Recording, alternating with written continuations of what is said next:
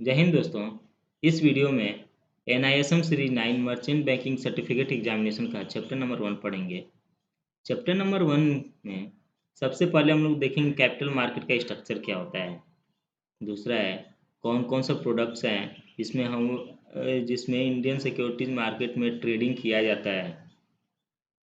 तीसरा है कौन कौन से पार्टिसिपेंट्स हैं, कौन कौन वो इंटरमीडियरी है, कौन कौन वो लोग हैं जो इंडियन सिक्योरिटी मार्केट में सरवाइव करते हैं।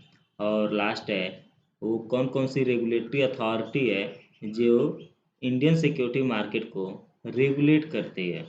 ठीक है, सबसे पहले आते हैं इंट्रोडक्शन टू कैपिटल मार्केट। ये सेविंग को इन्वेस्टमेंट तक पहुंचाने का काम कराता है। मतलब कैपिटल मार्केट के थ्रू लोग अपने सेविंग्स को इन्वेस्टमेंट तक ले जाते हैं। जो भी अपने इनकम का कुछ पार्ट जो सेव करते हैं वो इन्वेस्ट करते हैं, और जो इशूअर होता है अपने सिक्योरिटी को इशू करके और ये सेविंग्स ले करके अपने बिजनेस को आगे बढ़ाता है और उससे ये इकोनॉमी के डेवलपमेंट में हेल्प होती है। ये दो प्रकार से काम करता है, मतलब कि कोई भी इन्वेस्टमेंट पूल जो है वो दो मेन प्रकार से परफॉर्म करती है। फर्स्ट है फिनेंशियल इंस्टीट्यूशन और बैंकिंग फ्रेमवर्क के थ्रू, और दूसरा होता है कैपिटल मार्केट के थ्रू। तो हम लोग दूसरा पढ़ने वाले हैं कैपिटल मार्केट का। कैपिटल मार्केट एक ऐसा प्लेटफॉर्म है जहाँ पे इशूअर और इन्वेस्टर मिलते हैं। दोनों अपने अपने विशेष को पूरी करते हैं। इशूअर को अपने सिक्योरिटी को इशू करके मनी चाहिए, मतलब कि उसको फंड चाहिए अपने बिजनेस को आगे बढ़ाने में, और इन्वेस्टर्स को अपने सेविंग्स को बचा करके इन्वेस्ट करके और उस पर रिटर्न चाहिए होता है। तो दोनों का अपना अपना इसमें फ़ायदा होता है। ठीक है, ये दो प्रकार का होता है, मतलब कि कैपिटल मार्केट दो प्रकार से डिवाइड किया जा सकता है। पहला है प्राइमरी मार्केट और दूसरा है सेकेंडरी मार्केट। एक होता है मनी मार्केट। मनी मार्केट को भी ऑर्गेनाइज्ड मनी मार्केट और अनऑर्गेनाइज्ड मनी मार्केट में डिवाइड किया जा सकता है। तो पहला पढ़ते हैं primary market. Primary market new issue market है। इसमें सिक्योरिटी को फर्स्ट टाइम लिस्टिंग किया जाता है। मतलब कि जब भी सिक्योरिटी को अगर आप फर्स्ट टाइम पब्लिक को देंगे, चाहे वो इक्विटी हो चाहे डेब्ट हो या कोई भी सिक्योरिटी है, जब वो प्राइवेट से निकल के पब्लिक तक जाती है तो वो प्राइमरी मार्केट कहलाती है। मतलब कि उस मार्केट में नॉर्मल लोग, पब्लिक लोग अपने फंड को इन्वेस्ट करके आपके कंपनी के शेयर को परचेज कर सकते हैं, तो वो प्राइमरी मार्केट कहलाती है। ऐसा भी समझिए, जब कोई कंपनी अपने डेब्ट को इशू करती है और फर्स्ट टाइम वो पब्लिक से डेब्ट लेती है, यानी डिवेंचर जब इशू करती है, तो वो भी प्राइमरी मार्केट ही कहलाता है। एक बार जब कंपनी आईपीओ ला चुकी होती है, मतलब एक बार कंपनी जब ऑलरेडी लिस्टेड हो चुकी होती है स्टॉक एक्सचेंज पे और वो पब्लिक से पैसा उठा चुकी होती है, तो दोबारा जब वो पब्लिक से पैसा उठाने जाएगी तो उसको फर्दर पब्लिक ऑफर कहलाता है, ना कि वो आईपीओ कहलाता है। ठीक है, सेकेंडरी मार्केट। सेकेंडरी मार्केट का मेन काम है लिक्विडिटी प्रोवाइड कराना। मतलब कि जो ऑलरेडी सिक्योरिटीज लिस्टेड है उसमें इन्वेस्टर ट्रेडिंग करते रहते हैं। ठीक है, तो ऑलरेडी लिस्टेड सिक्योरिटी के जब कोई पर्सन परचेज करता है तो वो सेकेंडरी मार्केट का हिस्सा कहलाता है।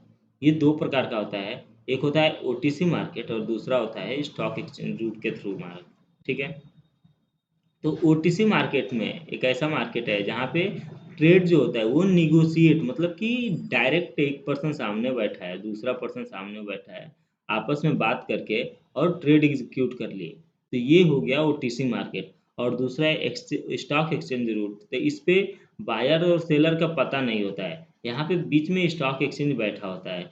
ये बताता है बायर को और सेलर को एक साथ मिलाता है। बायर को पता नहीं कि सेलर कौन है और सेलर को पता नहीं कि बायर कौन है। तो ये जो मार्केट है ये स्टॉक एक्सचेंज के रूट होता है। ये एक ट्रेडिंग टर्मिनल होता है जहाँ पे बायर और सेलर अपने आप मिल जाते हैं।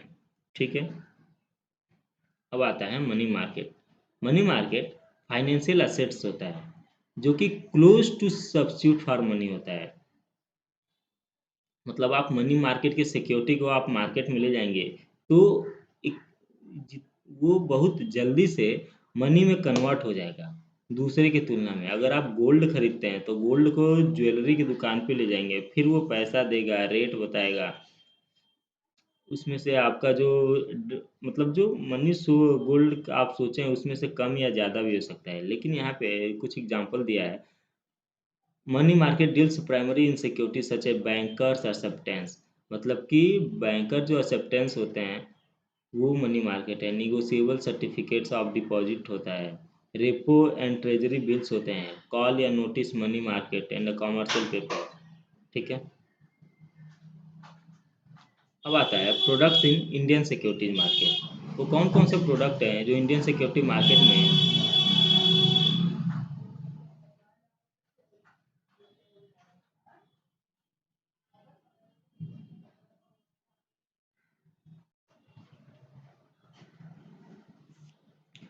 अब देखते हैं वो कौन कौन से प्रोडक्ट हैं जो इंडियन सिक्योरिटी मार्केट में ट्रेड किए जाते हैं। इसमें तीन कैटेगरी के प्रोडक्ट्स हैं। फर्स्ट है इक्विटी मार्केट प्रोडक्ट, सेकंड है डेरिवेटिव्स मार्केट प्रोडक्ट और थर्ड है डेब्ट मार्केट प्रोडक्ट्स। तो सबसे पहले इक्विटी मार्केट प्रोडक्ट्स को समझते हैं। मतलब इक्विटी का मतलब ही होता है आप किसी कंपनी का शेयर होल्डर बन के काम करते हैं। अगर इक्विटी आपके पास है किसी कंपनी का, मतलब ये एक होता है इक्विटी शेयर और दूसरा होता है प्रेफरेंस शेयर। तो इसमें पहले इक्विटी का मतलब कि ये फ्रैक्शनल ऑफ ओनरशिप बताता है किसी बिजनेस वेंचर का। अगर आपके पास किसी कंपनी के टोटल 100 शेयर हैं, उस 100 शेयर में से आपके पास 10 शेयर है, तो यानी कि आप उस कंपनी के 10वें हिस्से के मालिक हैं। ठीक है। तो उस कंपनी में जो भी बिजनेस होगा, उसका जो भी रिस्क होगा और रिटर्न होगा, आप दोनों एंजॉय करेंगे। और दूसरा होता है प्रेफरेंस शेयर। ये सेम होता है इक्विटी शेयर के जैसे, बट इसमें प्रेफरेंस मिलता है इक्विटी शेयर होल्डर की तुलना में दो समय पे। एक तो डिविडेंड रिसीव करने के समय पे, और दूसरा होता है जब कंपनी वाइंड अप होती है तो वहाँ पे जब कैपिटल डिस्ट्रीब्यूट किया जाता है तो वहाँ पे भी इक्विटी शेयर होल्डर की तुलना में प्रेफरेंस शेयर होल्डर को प्रेफरेंस मिलता है। Preference shares are there by paid a fixed rate of dividend. इनको फिक्स्ड रेट ऑफ डिविडेंड का भी प्रोविजन होता है and redeemable within a time period not exceeding 20 years. Equity share holder perpetual होते हैं। मतलब कि इनको रिडीम करने का कोई टाइम नहीं होता है, जब कंपनी वाइंड अप होगी उस समय देखा जाता है। बट प्रेफरेंस शेयर होल्डर को 20 साल में रिडीम करने का भी प्रोविजन होता है। एक होता है कन्वर्टिबल्स। ये ये इक्विटी प्रोडक्ट्स ही है। मतलब कि आज वो डेप्ट के रूप में इशू किया गया है। ठीक है। और कल यानी कि आने वाले टाइम में या जो प्रोविजन होता है उसके हिसाब से 2 साल, 1 साल, 5 साल में ये इक्विटी में कन्वर्ट हो जाते हैं। ठीक है। तो ये फुली कन्वर्टेबल भी होते हैं, ऑप्शनली कन्वर्टेबल होते हैं, या ऑप्शनली फुली कन्वर्टेबल या पार्टली कन्वर्टेबल, ये कई प्रकार के होते हैं। ठीक है। एक होता है वारंट। वारंट एक ऐसा सिक्योरिटी है जो इक्विटी शेयर का एक प्रीमियम अमाउंट दे करके आप परचेज कर सकते हैं। मतलब कि अगर कोई इक्विटी शेयर 120 रुपये का है और वारंट आपको मिल जाएगा 25 से 30 रुपये में। मतलब कि नॉर्मली 25% का अमाउंट दे करके आप वारंट को परचेज कर सकते हो। और बाद में इसको आप इक्विटी शेयर मतलब फुल अमाउंट पेमेंट करके पूरी की पूरी इक्विटी शेयर को भी परचेज कर सकते हो। ये इक्विटी ये वारंट जो है ये ट्रेडेबल होते हैं। मतलब कि आपके पास किसी कंपनी के वारंट है तो आप उस वारंट के थ्रू या तो इक्विटी शेयर में कन्वर्ट कर सकते हो या उसको बेच भी सकते हो। एक होता है म्यूचुअल फंड। म्यूचुअल फंड एक ऐसा पूल है ऑफ मनी का। ये पूल ऑफ मनी है। यहाँ पे क्या होता है कि आपका जो फंड है ये इक्विटी ओरिएंटेड ऑब्जेक्टिव्स में इन्वेस्ट किए जाते हैं। ठीक है। म्यूचुअल फंड में डिफरेंट प्रकार के ऑब्जेक्टिव होते हैं कि उनका इन्वेस्टमेंट कहाँ पे जाएगा। मतलब वो फंड डेप्ट में लगा रहे हैं, रियल इस्टेट में लगा रहे हैं, गोल्ड में लगा रहे हैं, या कहाँ पे पैसा लगाते हैं। तो उस ऑब्जेक्टिव के बेसिस पे डिफरेंट इन्वेस्टर से पैसे कलेक्ट करके और वहाँ पे इन्वेस्ट करते हैं। ठीक है। ये होता है एक्सचेंज ट्रेडेड फंड। अब आपको पढ़ने मिलेगा डेरिवेटिव मार्केट प्रोडक्ट।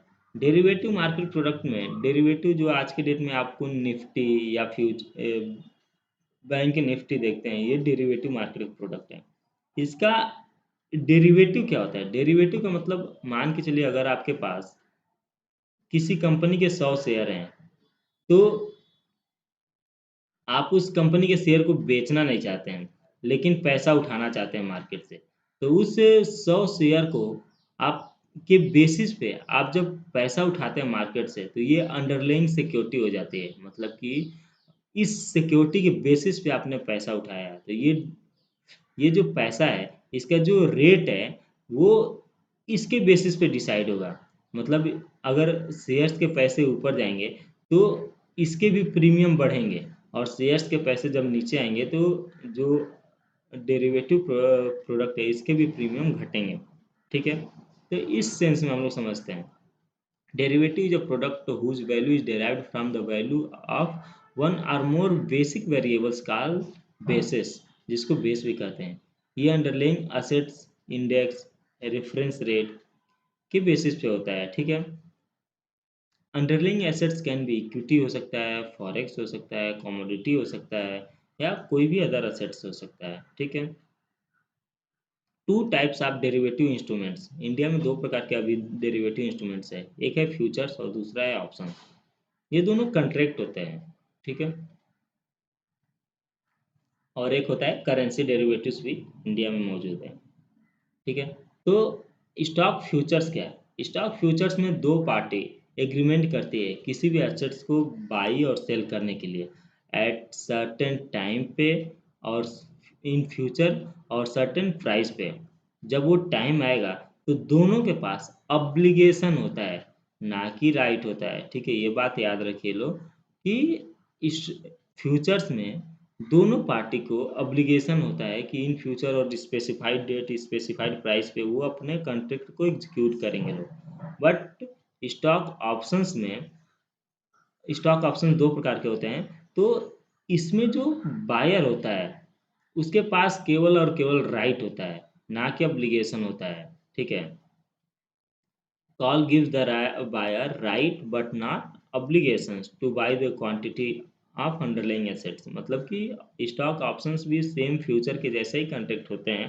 यहाँ पे आप प्रीमियम देके ये ऑप्शंस को परचेज कर सकते हो।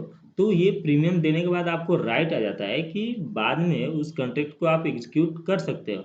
अगर बायर जो है अपने कॉन्ट्रैक्ट को एग्जीक्यूट करता है, तो सेलर के पास ऑब्लिगेशन होता है, ठीक है, कि वो उस कॉन्ट्रैक्ट को एग्जीक्यूट करें। ठीक है, तो यहाँ पे कॉल और पुट ऑप्शन होते हैं। तो अगर जो इन दोनों के बायर अगर जो किसी कॉन्ट्रैक्ट को परचेज करते हैं, तो वो पर्टिकुलर प्रीमियम दे करके ऑप्शन राइटर यानी ऑप्शन सेलर को प्रीमियम दे करके स्टॉक ऑप्शंस को बाई कर लेता है, और बाद में एग्जीक्यूट करना होता है तो करता है। वैसे इंडिया में तो यूरोपियन ऑप्शन चलता है, तो इसमें जो डिफरेंस अमाउंट ऑफ मनी होता है, केवल उसी से पेमेंट सेटल हो जाता है, तो कॉन्ट्रैक्ट को एग्जीक्यूट करने की जरूरत नहीं पड़ती इंडिया में। ठीक है, तीसरा है currency derivatives. Currency derivatives Indian security market में करेंसी डेरिवेटिव को अगस्त 29 2008 में इंट्रोड्यूस किया गया। और किसने इंट्रोड्यूस किया? National Stock Exchange of India Limited ने। करेंटली इंडिया में 4 पेयर में ट्रेड किए जाते हैं करेंसी डेरिवेटिव्स को। फर्स्ट है USD INR, then EUR INR, GBP INR and JPY INR. और 3 क्रॉस करेंसी बेसिस पे भी होता है, यानी कि जो हम लोग पढ़े हैं ना, यूएसडी और ईयूआर और जीबीपी जेपीवाई, इसी का ये पेयर है जो स्टॉक एक्सचेंज पे ट्रेड किए जाते हैं। ठीक है, अब आता है कमोडिटी डेरिवेटिव्स। कमोडिटी डेरिवेटिव में जो अंडरलाइंग असेट्स है, वो पर्टिकुलर कोई रॉ कमोडिटी होगी। ठीक है, तो ये डेरिवेटिव का जो प्राइस है, वो उस रॉ कमोडिटी के बेसिस पे मतलब होता है। यानी कि अगर जो सपोज कीजिए आपके पास कोई कोई तेल है, ठीक है, कोई क्रूड ऑयल है, और क्रूड ऑयल को बेसिस पे कमोडिटी डेरिवेटिव इशू किया गया है। तो अगर क्रूड ऑयल का दाम बढ़ेगा तो डेरिवेटिव का भी दाम बढ़ेगा, और इसका दाम घटेगा तो डेरिवेटिव्स का भी दाम घटेगा। सेम होता है इंटरेस्ट रेट फ्यूचर्स में। इसका भी अंडरलाइंग जो सिक्योरिटी है वो notional 10 year coupon bearing government of India security पे होता है। मतलब इंटरेस्ट रेट डेरिवेटिव का जो अंडरलाइंग सिक्योरिटी है वो इंडिया का कूपन बॉन्ड जो 10 ईयर का होता है उस पर डिराइव करता है। ठीक है। अब आते हैं डेब्ट मार्केट प्रोडक्ट पे। डेब्ट मार्केट प्रोडक्ट क्या होता है? डेब्ट मार्केट प्रोडक्ट दो प्रकार से इशू किए जाते हैं। फर्स्ट है गवर्नमेंट सिक्योरिटी मार्केट और सेकंड है कॉर्पोरेट बॉन्ड मार्केट। जब गवर्नमेंट अपने सिक्योरिटी के इशू करती है तो गवर्नमेंट बॉन्ड हो, मतलब गवर्नमेंट सिक्योरिटीज मार्केट क्या था, मतलब गवर्नमेंट जब लोन उठाती है लोगों से या किसी दूसरे अथॉरिटी से तो वो गवर्नमेंट सिक्योरिटी मार्केट कहलाती है। और जब कॉर्पोरेट या कंपनियां जब लोन उठाती हैं, चाहे वो दूसरे कंपनी से उठाए या किसी बैंक से उठाए या गवर्नमेंट से उठाए या पब्लिक से उठाए, तो वो कॉर्पोरेट बॉन्ड मार्केट कहलाता है। ठीक है, ये रीडिंग करने का है। और कॉर्पोरेट बॉन्ड मार्केट में एक जीरो कूपन का भी कंसेप्ट होता है। यहाँ पे क्या होता है कि यहाँ पे कंपनी जो है अपने बॉन्ड पे इंटरेस्ट पेमेंट नहीं करती है। यहाँ पे 0% का इंटरेस्ट होता है। लेकिन जब वो प्रिंसिपल का रिपेमेंट करती है तो उसके साथ ही सारे जो परसेंटेज का अमाउंट होता है वो रिपेमेंट कर देती है। ठीक है, तो ये जीरो कूपन बॉन्ड होता है। और गवर्नमेंट सिक्योरिटी में एक G6 सिक्योरिटी भी कहा जाता है। मतलब कि ये रिस्क फ्री सिक्योरिटी होता है, इसको गिल्टेज सिक्योरिटी भी कहा जाता है। ठीक है।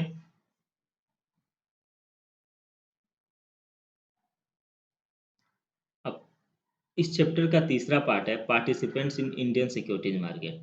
तो सबसे पहला इशूअर आता है पार्टिसिपेंट्स में। इशूअर का काम होता है वो अपनी कंपनी या कॉरपोरेट के लिए अब आगे बढ़ाने के लिए सिक्योरिटी को इशू करता है, और जो इन्वेस्टर होते हैं वो उस सिक्योरिटी को परचेज करते हैं। ईश्वर के पास डिफरेंट ऑब्जेक्टिव होते हैं, मतलब कि वो अपने बिजनेस में लगाना चाहता है या वर्किंग कैपिटल में या कोई नया प्रोजेक्ट डालना चाहता है, तो डिफरेंट ऑब्जेक्टिव्स के बेसिस पे ईश्वर पैसा मार्केट से उठाता है।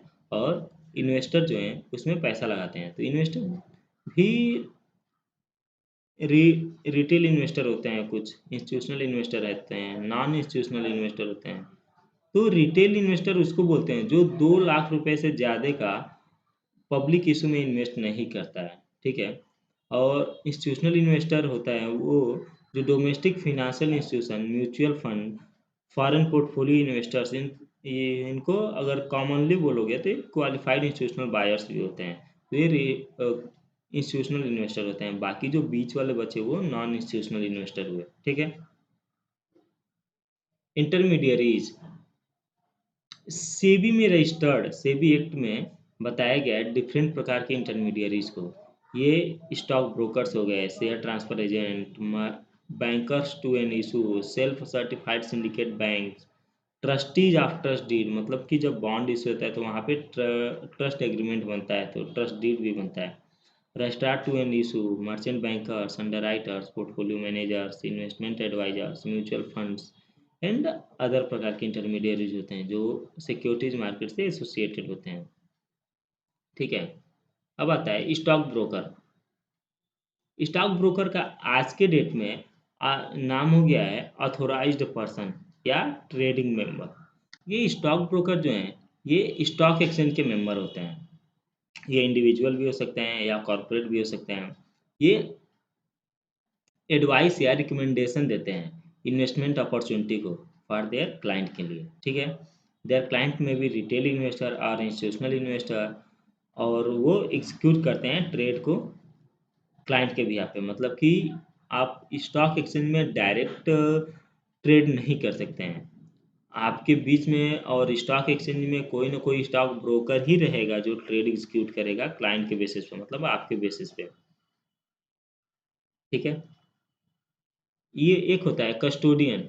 कस्टोडियन जो हम लोग ऊपर पढ़े हैं ना, डेरिवेटिव्स मार्केट, तो वो सिक्योरिटी जो डिराइव होता है उसको कस्टडी करने का काम कस्टोडियन का होता है। तो कस्टोडियन का काम होता है कस्टोडियल सर्विस प्रोवाइड कराना। ये सेफ कीपिंग ऑफ सिक्योरिटीज का भी काम करता है। ठीक है। कस्टोडियन क्लियरिंग मेंबर्स भी हो सकता है, जैसे कि प्रोफेशनल क्लियरिंग मेंबर होते हैं उसके जैसे, बट ट्रेडिंग मेंबर नहीं होते हैं। कस्टोडियन ट्रेड नहीं कर सकता है, वो क्लियरिंग कराने का काम कर सकता है। ठीक है। अब आता है डिपॉजिटरी और डिपॉजिटरी पार्टिसिपेंट्स। तो डिपॉजिटरी इंडिया में दो ही है, एक है सेंट्रल डिपॉजिटरी सर्विसेज लिमिटेड और दूसरा है नेशनल सिक्योरिटीज डिपॉजिटरीज लिमिटेड। इसका काम होता है सिक्योरिटीज को डिमैटेरियलाइज्ड फॉर्म में कराना या डीमैट से रीमैट कराना।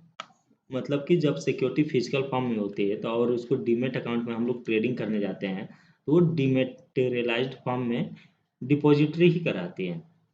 और जब डीमैट फॉर्म से अगर आपको फिजिकल पेपर चाहिए तो डिपॉजिटरी के थ्रू ही रीमैटेरियलाइज कराता है। तो डीमैट से वो फिजिकल फॉर्म में कन्वर्ट होता है। ठीक है। ये स्टॉक एक्सचेंज मतलब कि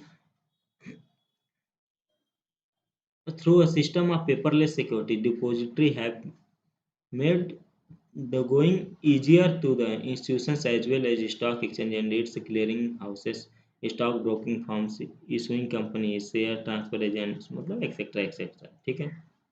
और डिपॉजिटरी पार्टिसिपेंट ये सेबी के रजिस्टर्ड पार्टिसिपेंट्स होते हैं। इनका काम होता है क्लाइंट के बेसिस पे डिपॉजिटरी के जो क्लाइंट होते हैं उनके बेसिस पे डिपॉजिटरी का काम कराना। ठीक है। These agents are appointed by depository with approval of SEBI. Accordingly, SEBI regulations amongst others three categories of entities: bank, financial institutions, and body corporate engaged in providing financial service, provided certain conditions are fulfilled, can become depository। मतलब कि bank, financial institution और body corporate जो है particular conditions fulfil करके depository participants का काम कर सकते हैं। अब आता है merchant banker.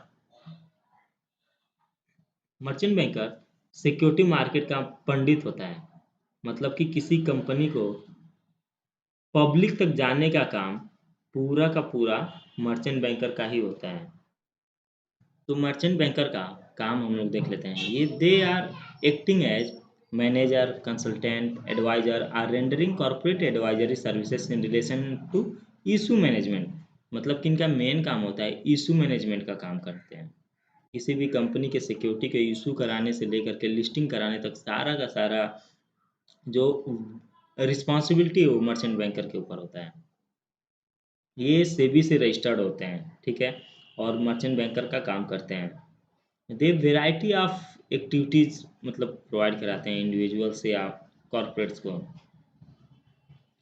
Other market participants such as money market dealers, commercial banks, financial institutions, share broker and investment funds separate registration लेकर के मर्चेंट बैंकर का काम कर सकते हैं। ठीक है। Registrar and share transfer agent. Registrar and share transfer agent का काम होता है किसी भी कंपनी की सिक्योरिटी को मैनेज करना। मतलब कि किसी कंपनी अगर इशू में आ रही है तो उसके कितने एप्लीकेशन आए, कितना सही एप्लीकेशन आया, कितना रिफंड किया गया, कितना अलॉट किया गया और डिस्पैच अलॉटमेंट लेटर किया गया कि नहीं, रिफंड ऑर्डर्स हुए कि नहीं, यहाँ पे basis of allotment, process and dispatch of allotment letter, ये सारा काम होता है registrar and share transfer agent का। ठीक है। लास्ट में सेल्फ सर्टिफाइड सिंडिकेट बैंक्स। अब चौथा पार्ट हम लोग देखते हैं regulators in Indian securities market.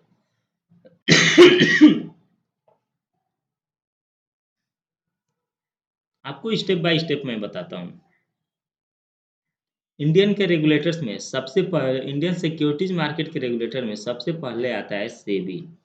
क्योंकि सिक्योरिटी मार्केट का माई बाप जो जिसको बोलते हैं वो सेबी होता है। ठीक है।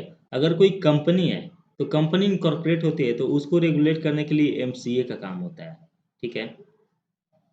अगर वो कंपनी इंश्योरेंस की है तो आईआरडीएआई का काम होता है। ठीक है। एमसीए के ऊपर मतलब एमसीए में दो पार्ट होता है, एक आरडी होता है और दूसरा होता है आरओसी।